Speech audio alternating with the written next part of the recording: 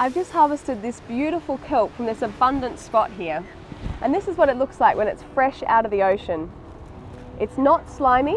I took it off the surface layer and it's a lovely golden colour and it doesn't smell funky.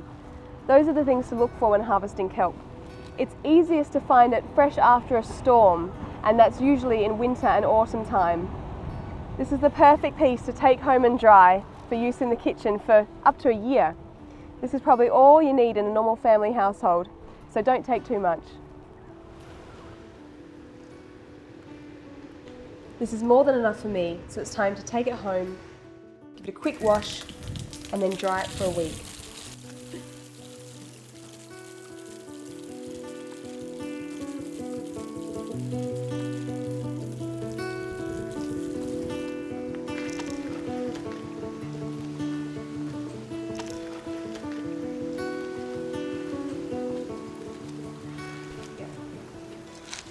This kelp here has been drying in a well-ventilated spot for 1 week, and it's very ready now, and I can tell that because it's brittle and it snaps off easily.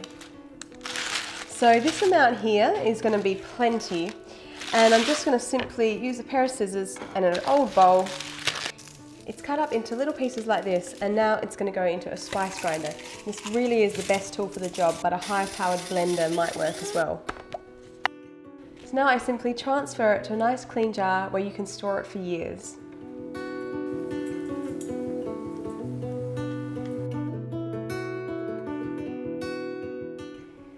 Kelp is so incredibly good for you. It contains nearly every mineral and vitamin that we need. That's because it grows on the seafloor, where all the minerals wash from the land into the sea and accumulate there. So I like to put it into as many dishes as I can. Anything savoury it will go really well with, especially Asian broths such as this one. About a teaspoon is all you need.